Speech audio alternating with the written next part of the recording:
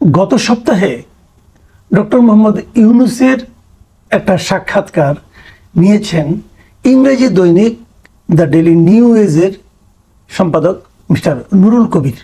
এবং এই সাক্ষাৎকারটা প্রচারিত হওয়ার পর খুব যেটা আলোচিত হয়েছে, আলোড়িত হয়েছে, মানুষের মুখে মুখে রটেছে, আমার সেরকম মনে হয় না। খুব বেশি একটা এটা নিয়ে যে আলোচনা সমালোচনা হয়েছে তাও আমার মনে হয় না।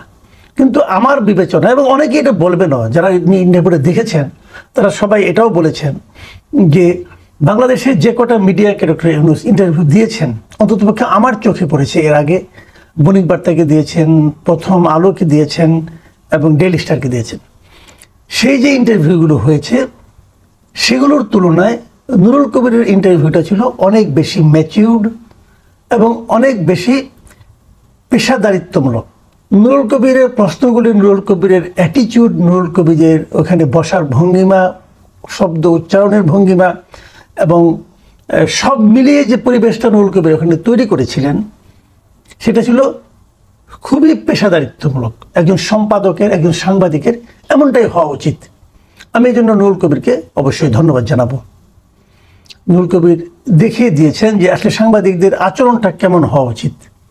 যে জিনিসটা মাহফুজ আনাম অথবা মতিউর রহমান ওনারা নির্মমভাবে ব্যর্থ হয়েছেন, আমাদেরকে লজ্জিত করেছেন ওনারা, আমি বলবো সেদিক দিয়ে ইন্টারভিউটা ভালো। আরেকটা জিনিস আমার ভালো লেগেছে, সেটা হলো ডক্টর মোহাম্মদ ইউনূস নুরুল কবিরের অনেক প্রশ্নের ক্ষেত্রে নিজের নিজের যে সারল্য, নিজের যে সহজ ভঙ্গিতে জবাব দেওয়ার যে ওনার যে বৈশিষ্ট্য আগে অনেক দিন ধরে ছিল, সারা দুনিয়াকে উনি যেভাবে ইন্টারভিউ দেন খুবই বৈঠকি ভঙ্গিতে এবং খুবই সহজ ভঙ্গিতে উনি কথা বলেন, এই জিনিসটা এই ইন্টারভিউতে আমি দেখেছি। আমার কাছে আসলে একটু করুণাই হয়েছিল মতিউর রহমান চৌধুরী, মাহফুজ আনাম অথবা হানিফ মোহাম্মদের উপর, কারণ ওনারা হয়তো এই বিব্রত হয়েছেন, ভয় পেয়েছেন যে একটু কঠিন প্রশ্নটা করলে উনি আবার কি মনে করেন, কিন্তু সেরকম কিছু না। নুরুল কবির যথেষ্ট বিব্রতকর প্রশ্ন করেছেন, কঠিন প্রশ্ন করেছেন আমি বলবো, কিন্তু আসলে কঠিন তো না, প্রশ্ন তো প্রশ্নই। সাংবাদিকের সেই প্রশ্নটা তো করা উচিত যে প্রশ্নটা তার পাঠক জানতে চায়, তার দর্শক জানতে চায়, সেই প্রশ্নগুলো নুরুল কবির করেছেন। যদিও কিছু কিছু ক্ষেত্রে আমি তারপরে বলবো, আমি আসলে তো মানুষ মাত্রই তো কিছু কিছু ক্ষেত্রে অসন্তুষ্ট থাকে, আমি মোটামুটি একজন অসন্তুষ্ট টাইপের মানুষ, কিন্তু কিছু কিছু ক্ষেত্রে আমি মনে করি নুরুল কবিরও কিছু কিছু জায়গায় হয়তো আরেকটু কঠিন হতে পারতেন। যাও, সে আলোচনা আমরা না হয় করতেই পারি।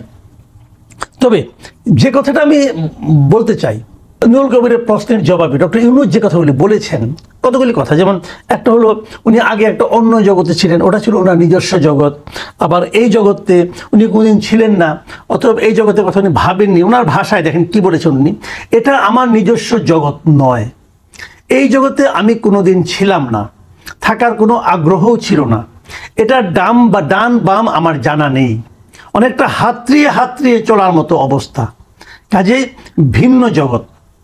যে জগৎটা ওনার জানা নেই, যে জগৎটা উনি হাতড়িয়ে চলবেন, সেই জগতে উনি এলেন কেন? ওনার কি আশাটা ঠিক হয়েছে? আচ্ছা, এই প্রসঙ্গে আমি ডিটেলে আরেকটু পরে আসছি। উনি নিজে ব্যাখ্যা দিয়েছেন যে উনি কেন এলেন। উনি বলেছেন যে ছাত্ররা ওনাকে পারসুয়েট করেছে, উনাকে প্রভাবিত করেছে।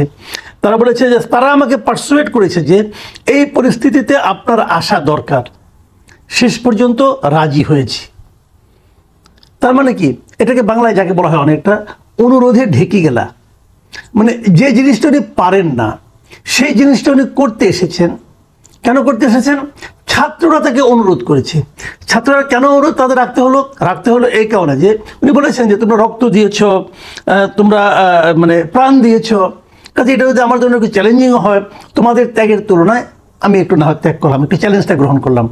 ওকে, আমি এ পর্যন্ত শুনতে কিন্তু খুব ভালো শোনা যায় যে কত অবলীলায়, কত সহজ সরলভাবে উনি স্বীকার করলেন যে এটা ওনার কাজ না, এটা উনি পারেন না, উনি এটা হাতড়িয়ে করবেন। তারপরও কেন করলেন? যেহেতু ওরা প্রাণ দিয়েছে, যেহেতু ওরা রক্ত দিয়েছে, ওরা রিকোয়েস্ট করেছে, ওদের রিকোয়েস্ট ফেলতে পারেন নাই, কাজে চ্যালেঞ্জটা নিয়েছেন। উনি কি চ্যালেঞ্জ দিলেন?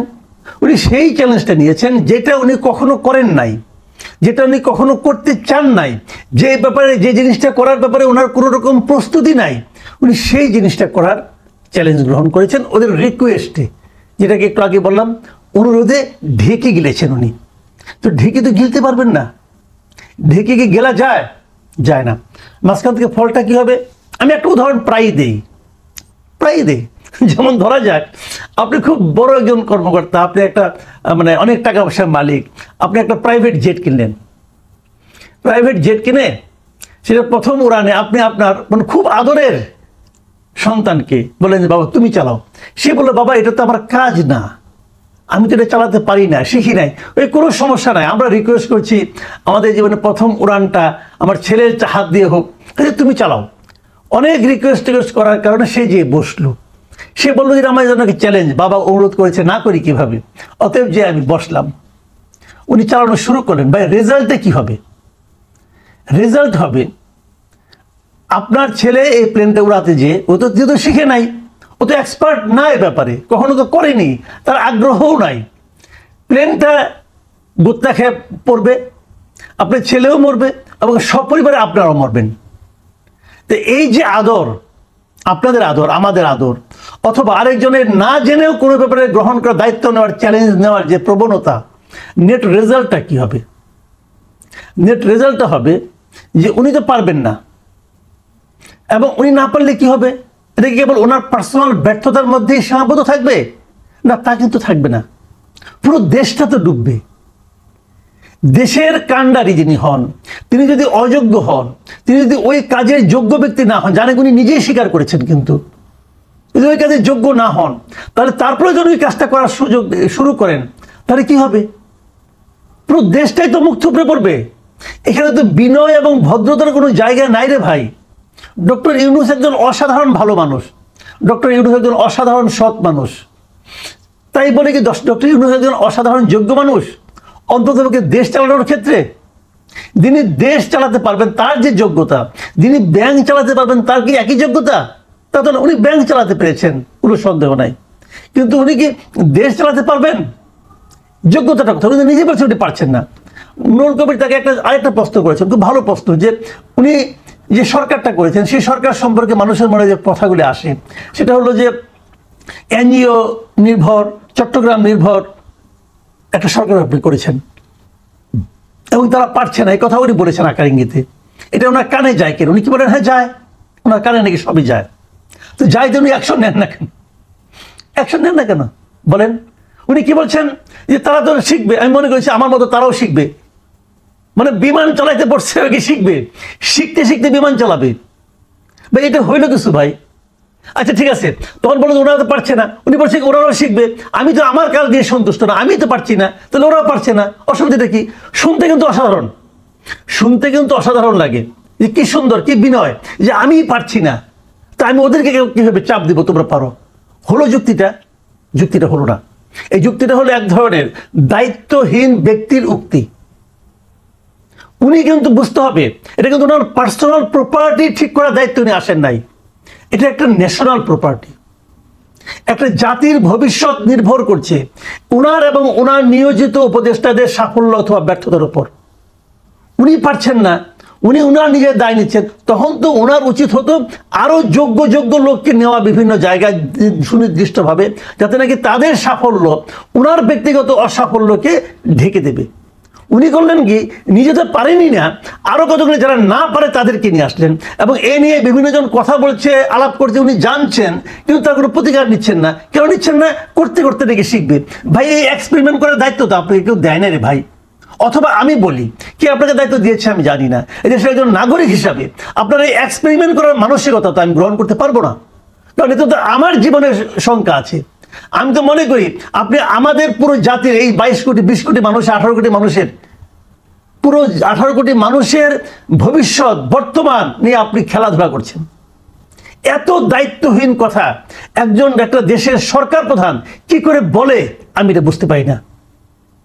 আমি আগেই বলেছি ডক্টর ইউনূস অসাধারণ একজন ভালো মানুষ, উনি সৎ মানুষ, উনি সরলভাবে নিজের অদক্ষতা, নিজের অযোগ্যতাকে স্বীকার করছেন, কিন্তু এই স্বীকারোক্তি আমার কি কাজে আসবে যদি সেটা জাতিকে আরো 15 বছর 20 বছর পিছিয়ে দেয়?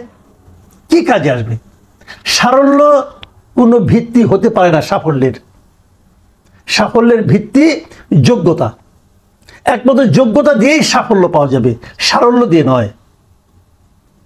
ডক্টর ইউনূস নিজেই স্বীকার করেছেন উনি নিজেও অযোগ্য, ওনার মন্ত্রী পরিষদও অযোগ্য। হয়তো অনেকে বলবেন উনি বিনয় করে বলেছেন, না, বিনয় করে বলেননি, উনি আত্ম উপলব্ধি থেকেই বলেছেন। সেই আত্ম উপলব্ধিকে আমি অনার করি, কিন্তু এই আত্ম উপলব্ধির পরের যে কাজগুলো, যে আত্ম উপলব্ধি হওয়ার পর ওনার যে বলা উচিত ছিল যে ওরা পারছে না, ওদেরকে আমি সরিয়ে দেবো, সেই যে না বলাটা, এটাকে আমি পছন্দ করি না। ডক্টর ইউনূসের এই দিনের এই ইন্টারভিউ নিয়ে আরও অনেক কিছু বলার আছে, সময় আসলে লম্বা হয়ে গেছে। আমি যদি সময় পাই আরও কিছু বিষয় নিয়ে আমি কথা বলবো। প্রিয় দর্শক, এখন এই পর্যন্তই। আল্লাহ।